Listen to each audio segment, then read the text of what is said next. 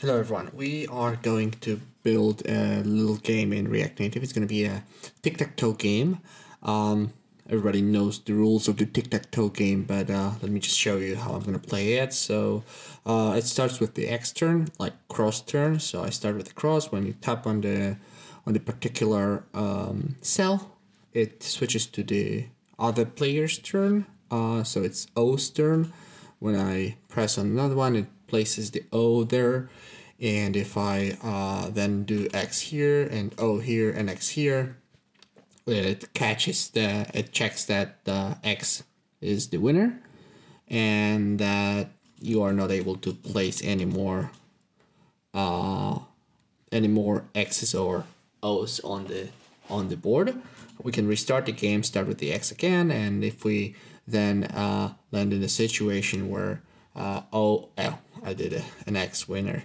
So when we get into a situation where X is a winner again, and when O is a winner, it shows that O wins.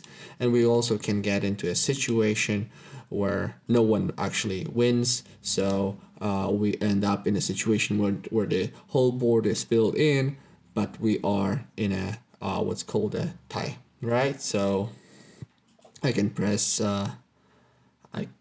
O went one. My mistake.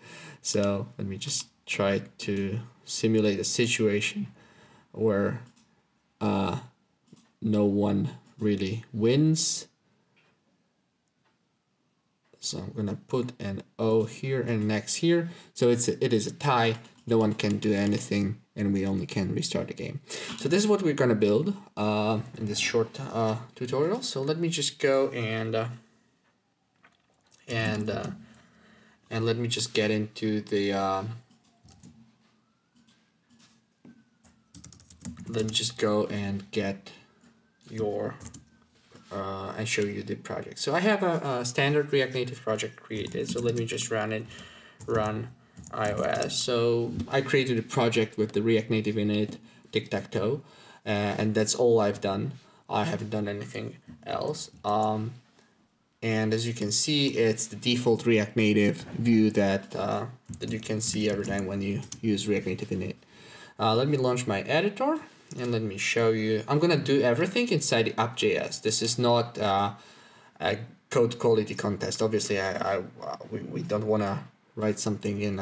We don't wanna write a bad quality code, but I will just write everything inside the app.js. Just to make it easier and to make it short, to make it kind of like a speed run. So let's start by cleaning up the app.js file. We won't need the style sheet. We will not need the scroll view. We will need the text. We will need the view. I don't care about status bar. Let me just add touchable.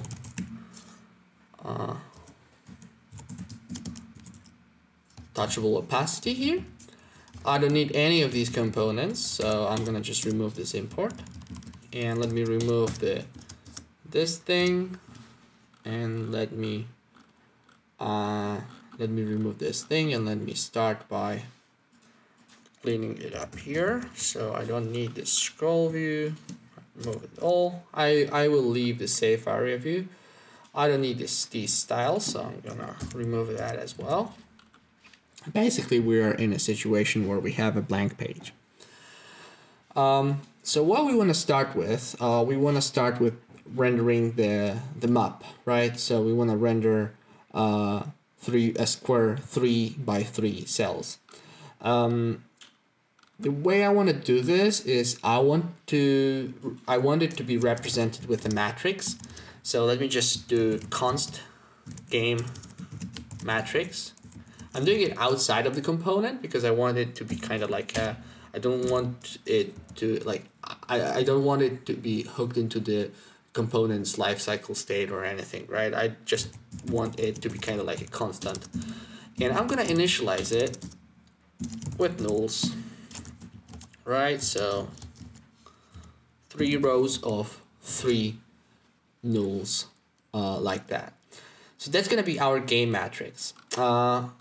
Once we have the game matrix, I want this game matrix to be used to be available inside the component within the state. So const and I'm gonna call it game stage. Set game stage, and I'm gonna do use state from React Native, and it's gonna be game matrix, right? So every time I initialize, I initialize the component, it'll initialize the state variable game stage with the game matrix as its values. So we are good with that. What do we want to do next?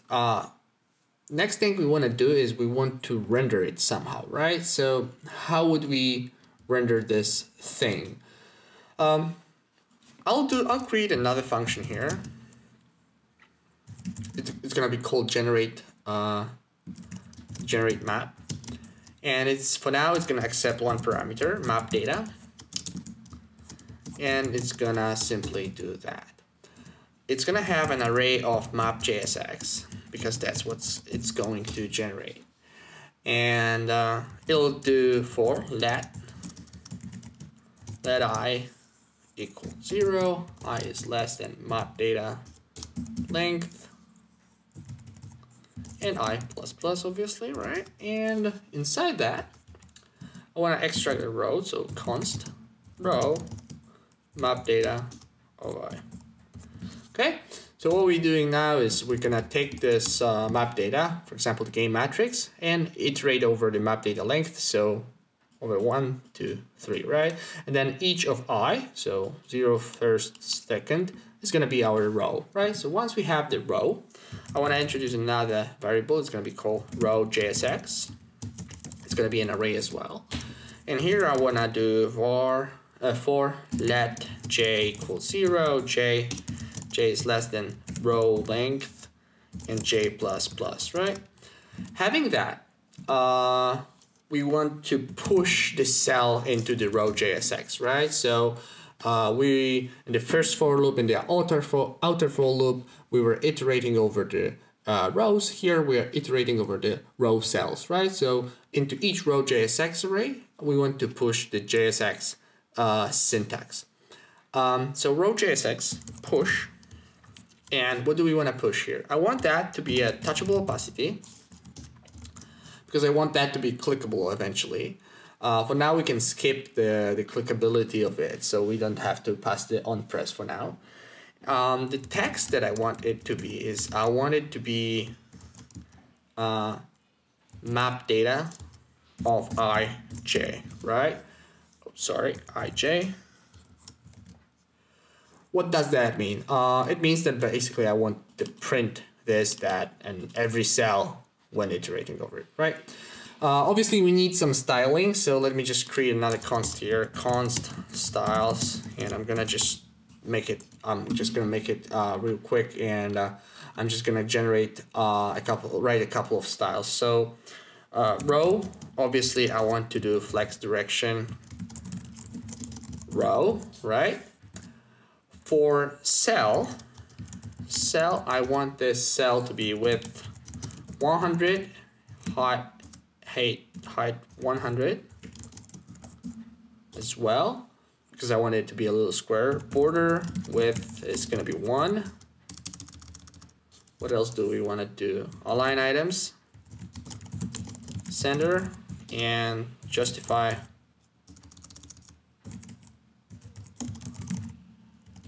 center as well. And what do we need next is cell text, probably text, and the cell text is going to be font size.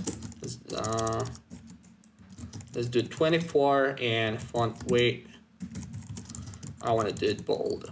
Okay, so let's use these styles. So our cell style is going to be used inside our as our cell, right? So our touchable opacity is going to be style and styles cell, and this text is we want to do styles cell text. Okay, so this is what we're going to do. There's one more thing that we have to take into consideration is the key. When rendering multiple elements in the loop, you always have to assign a key to it in React Native and React as well. This is used for the by the framework itself to perform some internal works like comparison and to be able to actually tell that something has changed and has to be re-rendered, or to do the comparison of and the diff of the DOM. So as you can see, I called it cell underscore I and j. This can be anything. It should not be a random number. It should be something that is always the same for a particular element, right? So it's important in elements like lists. It'll be an ID in the data, like the ID that is returned from the database would be a good key, and things like that. All right, so we are pushing our things to row JSX, and what we want to do next is we want to push the row to the map JSX itself, right? So map JSX push, and how do we want to push? We obviously want to push it into a row, right? So we're gonna do a view, and inside that view, I'm gonna render the row JSX. Okay, and the view should be styles row, right? So we have the flex direction row. And the last but not least is the return map JSX. And that's the function that we will use to render the map. So let's see if it renders actually, right? So let me just call this guy somewhere here and generate the map. So generate map, and I want to pass a parameter. It's going to be game stage, right? Perfect. You can see that it's rendered. It's a clickable thing, and it looks pretty okay. It still shows the warning about the key, and that's because I forgot to add a key for the row here. So let me add it here. So it's going to be key, and let me call it row underscore I, right? So now the warning has disappeared, and it looks way better with that. Let's write some styles for the layout. So I want this, as you remember from what I've shown in the very beginning, I want this to be kind of divided into two parts. So let me just write a little view here, and whoa, I just misspelled the whole thing. View, and I'm gonna write another view here. The generate map will go inside this view, and this guy is gonna have style. And let me do flex, let me do 1, justify content, center obviously, and align items, align items center as well. And here I'm gonna just put some random text for now. What happened? Oh, I misspelled it. I added a paragraph symbol. Okay, so let me do that. Let me add a flex 1 to our safer review, and let me write styles for the board container. So style, and I want to make it flex 6 maybe that's a good one. And obviously we want it to be centered, so align items center, and justify content center as well. Looks better now. So that looks pretty good. We have our map rendered, and we have our layout more or less defined. What we need to do next is probably we would like to focus on setting the item when we actually click on something, right? So how to do that? Obviously, we have to pass an onPress parameter to the touchable opacity here. And as we are using an external function to, well, we're using a utility function to render it, let me pass in a callback here. So I'm just going to pass in a arrow function here, and the arrow function is just going to do a console log. And nothing much. Okay, so I'm going to do a console log, and here I'm going to do a callback. Right, so it'll accept a callback parameter, and simply on press, it will call this callback with callback and ij, right? Because we want to pass in the exact coordinates that were clicked. So let me actually do ij here inside the callback that we're defining and clicked ij so we can see whether we are actually passing the right one. I will just add a couple of new lines here to make it a little bit more readable. So like that. Oops, sorry. And this guy goes here. Here and here. Okay, maybe like that. It looks better. Okay, so let's make sure what that is actually clickable. So let me Command D and press debug. So it'll start my debugger. Let me see if I have my Chrome running. I do. So here's my Chrome. I had it on the other screen, and here let's go to the console, and let's see whether it actually logs something. So I clicked 0, 0, makes sense. Now it's going to be 0, 1, makes sense. 0, 2, 1, 0, 1, 1, 1, 2, 2, 0, 2, 2, 2, 1, sorry, and 2, 2, right? So works good. The callback works good, but what do we want to do with that? What we want to do is we want to make sure that our game matrix represents the actual clicked element. Let me show you something. So let's imagine that let me change the first null into an X here, and let's see if it's gonna be rendered. So let me reload this guy. As you can see, the element is properly rendered. It's not centered because I made a misspell and I wrote align items. So let me just change it, and now it's centered, right? So when I have X here, it's rendered at 0, 0, right? When I put the X here, oops, it'll render when I need to reload because hot reload doesn't serve the purpose here. What's going on with the reload?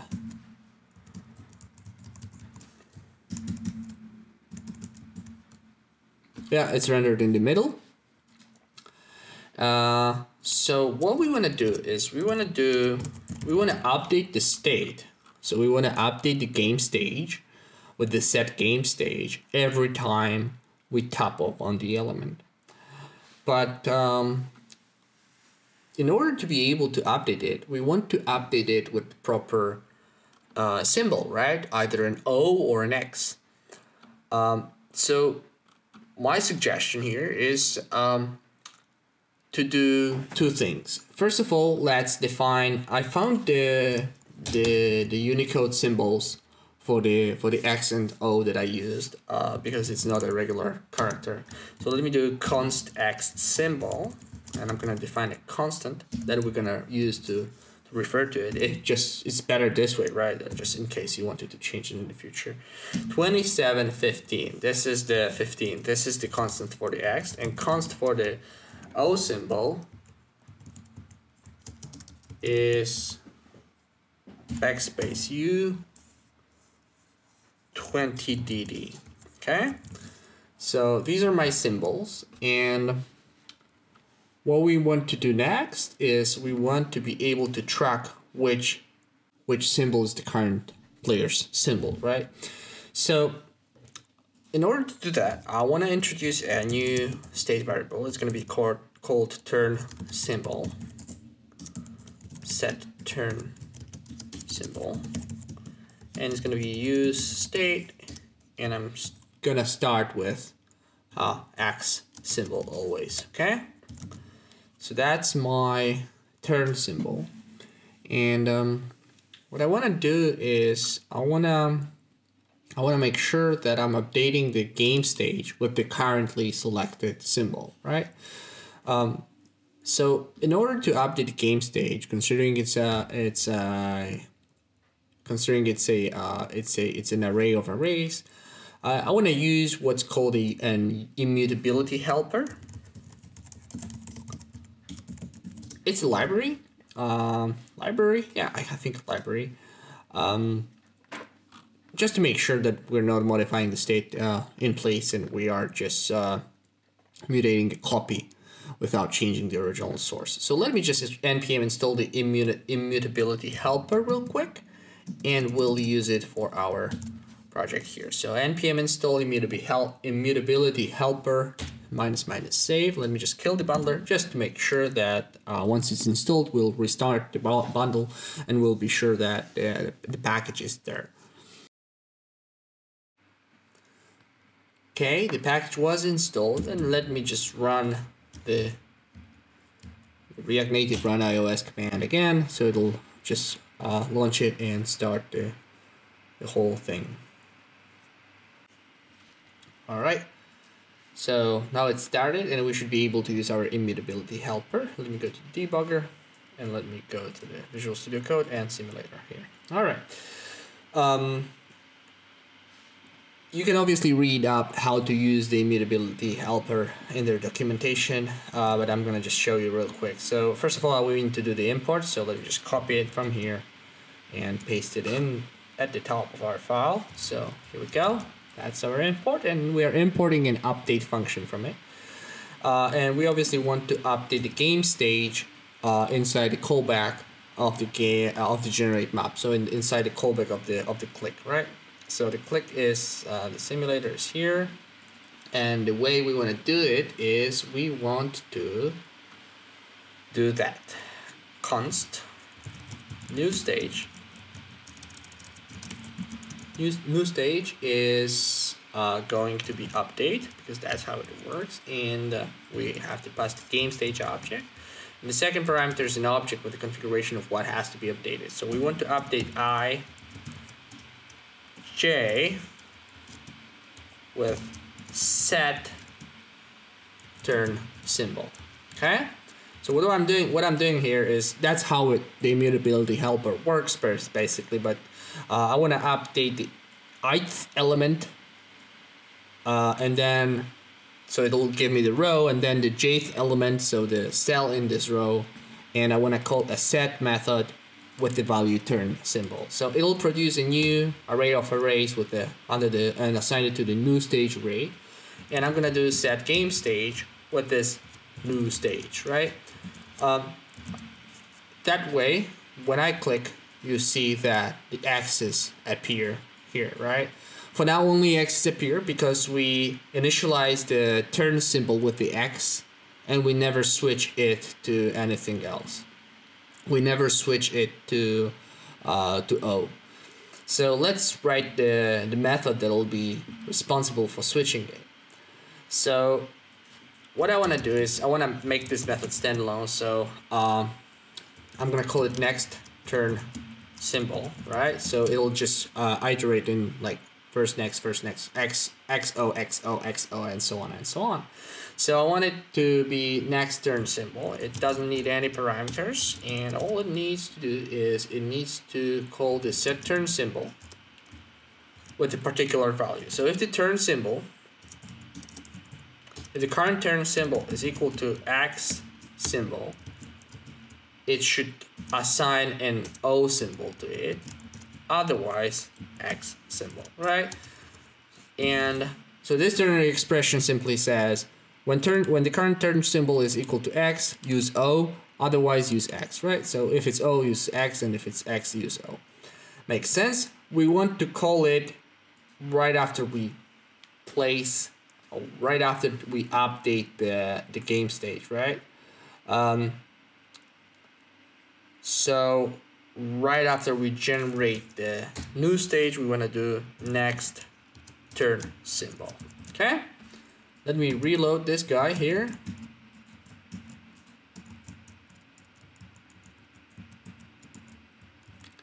And also let me see if it works. X O X O X O X O X O. Perfect, works perfectly fine. That's great. Let me go here. Yeah, works great. We have everything we needed to have. Let me just collapse it. We don't need this guy.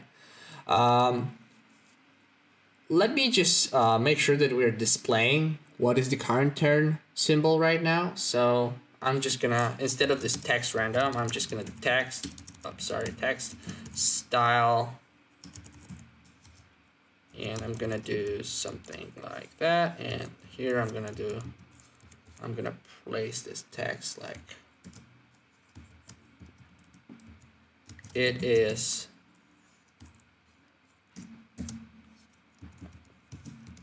turn symbol apostrophe s turn, right? So it'll tell us whose turn it is, and here I want to do some styling, so font size, let me do it 30, 32. So it's O's turn. So when I reload this guy,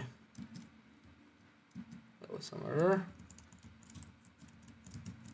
When I reload this guy, it's X turn. When I click, it's X. When I click, it's O, and so on and so on. So it works. Great. So we have our turn symbols. We have our callback that places the items in the board. What we need to do next is we want to be able to tell whether we are actually done with the board, or whether X is the winner or O is the winner. That's probably the most difficult part.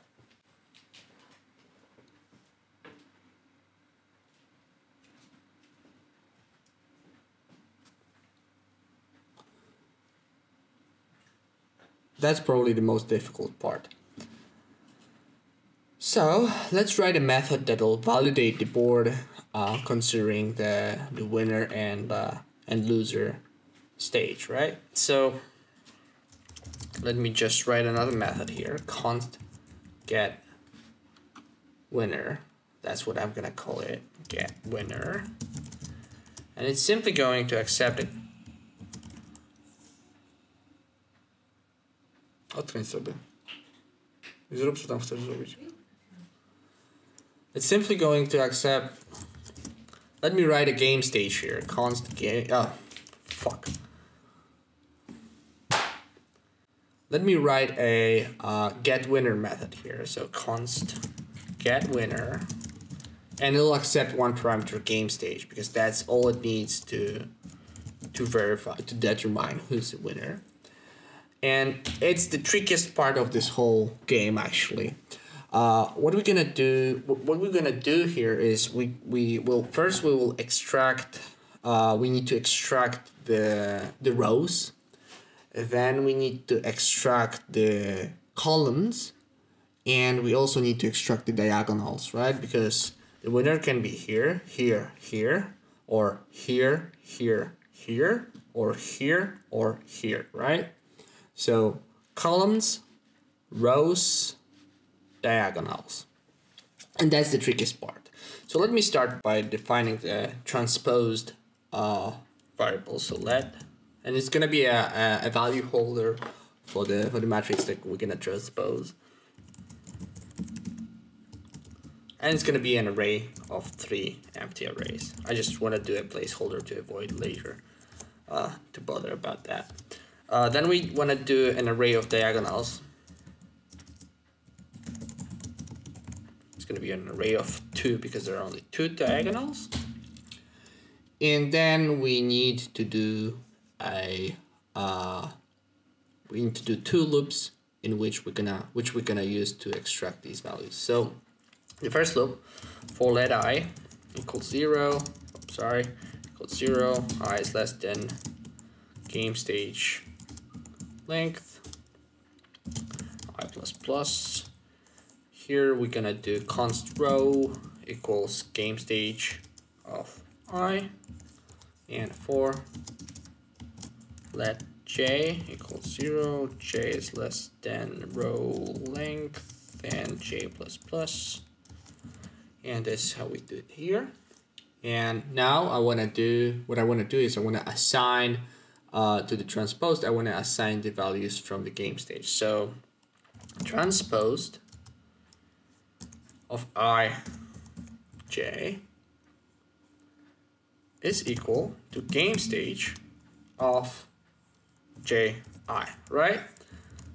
That's the tricky part because we are iterating through the rows, and I represents the row, and J represents the cell, but we take it the opposite way.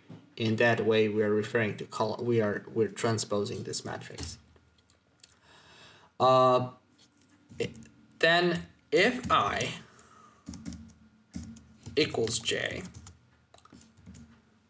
that means that diagonals, and I want to call it diagonal 0 of I is equal to game stage of ij. Just follow along, and I'm going to explain that in a second. Second condition here is even more tricky. It's I. It's going to be math ABS, which is absolute value, J minus row length minus 1. Row length minus 1 because JavaScript length and index is not inline,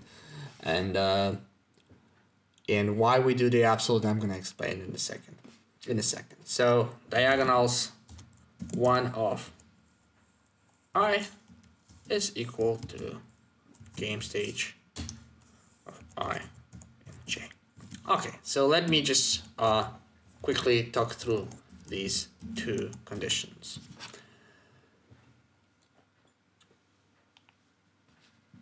When I is equal to J, so what we are doing is we are iterating from 0 to 2, and for J we're doing the same. And when I is equal to J, so here 0 0 is this coordinate, this coordinate here is 1 1, and this coordinate here is 2 2. So this is perfectly our diagonal. So when they're equal, that means that we get the values of the diagonal. It's trickier when we want to get this diagonal. So this coordinate is 0 for the row and 2 for the cell, right? This one is 1 for the row and 1 for the cell, and this one is 0 for the row. 2 for the row and 0 for the cell. So let's look at our conditions. So I need 3 equal signs here, not 1.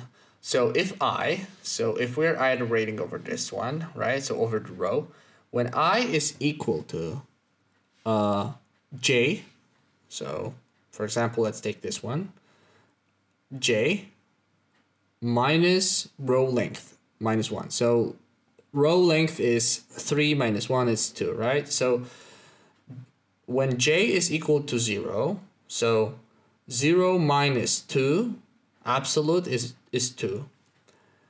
And I is equal to 0, it's not equal, right? 0, I is equal to 1, so 1, I is equal to 0, and we take 1, so 1 minus 2 is minus 1, so absolute value of it is 1, so it doesn't match. So again, I is equal to 0, and 0 is 0 equal to J, so 2 minus row length minus 1, so minus 2. So 2 minus 2 is 0, so we get this one. And we set it as the first row's diagonal value. Second row, we do, is 1 equal to 0 minus 2? No, because it's 0 minus 2 is minus 2. Is 1 equal to 1 minus 2? Yes, it is, because minus 1 absolute is 1, and we are here. And the same goes for the last one. So we have our diagonals, we have our transposed matrix, and we obviously have our rows, because rows, that's easy, right? So what we want to do now is we want to construct another constant with lines, right? Basically, we want to make sure that our game state, that our lines variable, a constant, contains all the lines that are available. So all the rows, all the columns, and 2 diagonals. So what I'm gonna do is I'm simply gonna concatenate all these arrays. So game stage concat, and I'm gonna pass in transposed, right? And then I want to concat it with diagonals. Okay.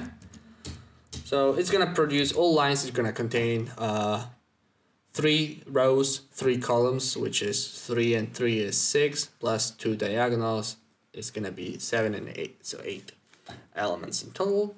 And then we want to iterate over it. So for let I equal 0, I is less than all lines length, I plus plus, and then const line is equal to all lines of I, right? Because that's a particular line. And we're gonna do const is equal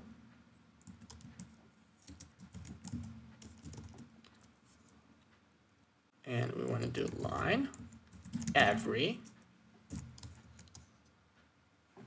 So every is a function that you can see the description here, right? So it'll go through every element and do the compare and execute the callback. So every item, and I want to return right away. So item equals line of 0, right? I don't need this double square brackets here. I don't need it here. So what does that mean? What am I doing here? I'm checking whether all the elements in the particular line are equal to the first element of the line, right? So yeah, basically I'm checking whether the line is all the same.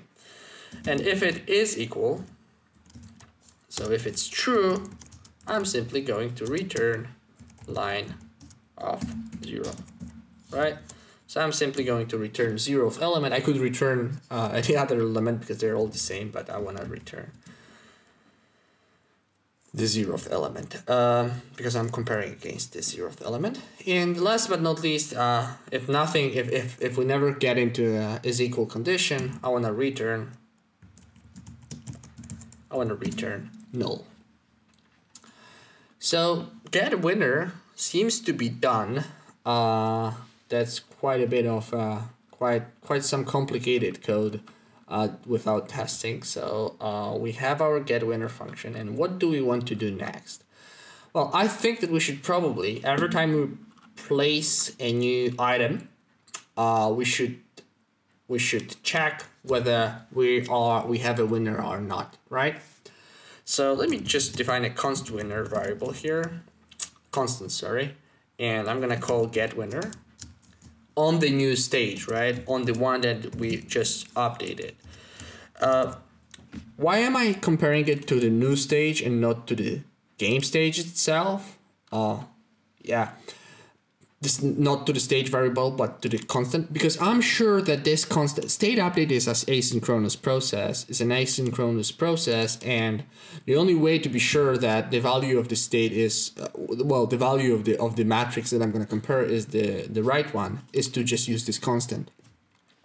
So that's why I'm using the new stage instead of the game stage itself. So if it is a winner, I want to console log for now winner.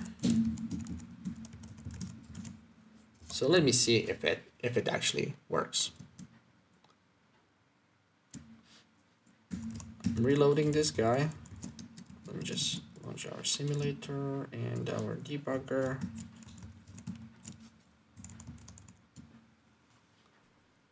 And let me just play X, O, X, O, X, O, X. Winner! Yes, there is a winner, so it actually worked. We could test some couple of other scenarios, so feel free to play with it and test a little bit more, but I won't. So we have a winner now, but we just know it internally. We're just console logging it. Maybe we should just set some.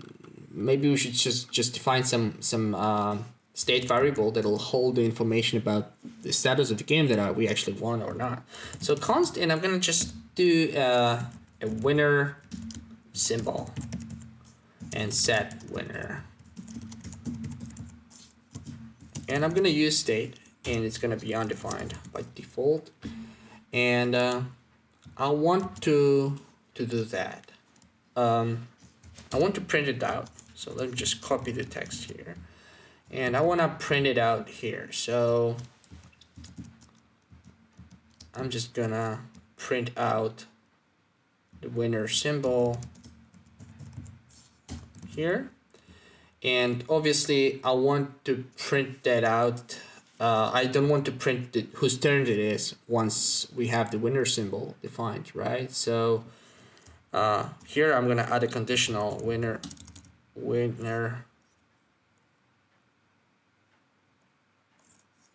symbol and I'm gonna render this guy conditionally, right? So once we are done with the match, with the play, it's not gonna display whose turn it is because it's no one's turn. And probably we also don't want to be able to play once the game is finished, right? So if winner symbol, we just return, right? So this callback will execute, will do nothing, so no operation if the winner symbol is defined. I'm gonna add another thing here, an OR, and if game stage of I and J is already populated, I don't want to do anything. So it means that the game stage I of J basically means that it's not a null, right? So it's not an undefined and not a null. It has a value. So in such a case, I just want to return because that would mean that I'm overriding what others have entered. So instead of console logging the winner information here, let's just do set winner symbol, and let's make it a text. Maybe it's not the best name to call it a symbol, but let's make it a test. So winner wins, right? So let me just test it real quick. So it was reloaded, but just to make sure, I'm just going to reload it again just to make sure. All right. Oops. And I X O's turn, X O's turn, X wins, and look, I cannot do anything with it. So great, this works perfectly fine, and we have our situation. We need to cover another situation that we haven't covered so far. We want to cover a situation where it's a tie. So we want to cover a situation when it's not a winner, but there's no empty spaces on the board.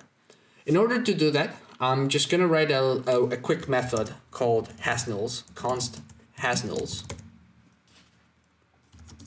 And this method is simply going to, I'm just going to do it here, and it's going to be const hasNulls. Obviously, it'll accept an input array, and it'll iterate over it and return the information whether it has nulls or not. So let has nulls false, and then for let I equals 0, standard loop like we always do. I is less than input array length, and I plus plus. For let j equals 0, j is less than input array. Sorry. Input array of I, and here I want to do row length j plus plus,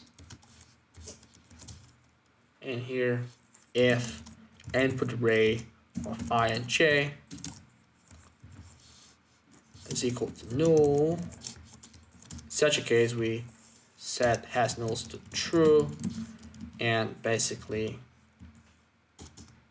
return has nulls. Okay.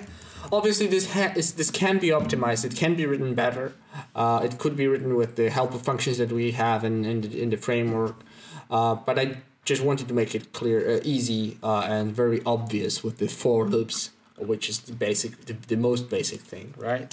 So else if here, and so if we don't have a winner, but we also don't have any nulls, so has nulls of the new stage, is, well, if it doesn't have any nulls, that means that it's all populated. So set winner symbol, and I'm gonna just do it is a tie. Okay, so in a situation, let me just reload it real quick.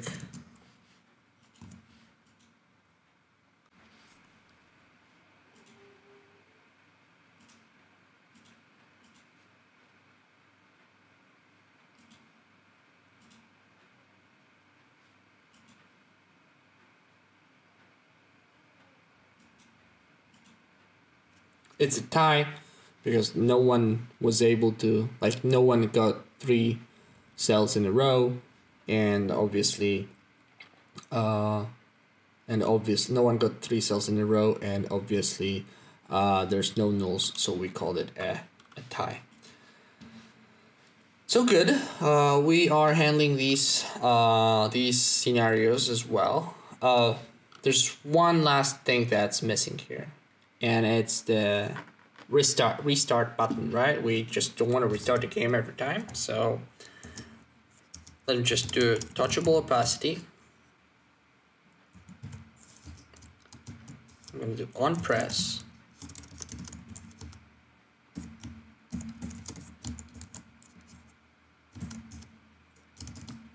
For the text, I'm just going to copy this guy here and do, and I want to make it uppercase maybe, so I'm just going to do text transform.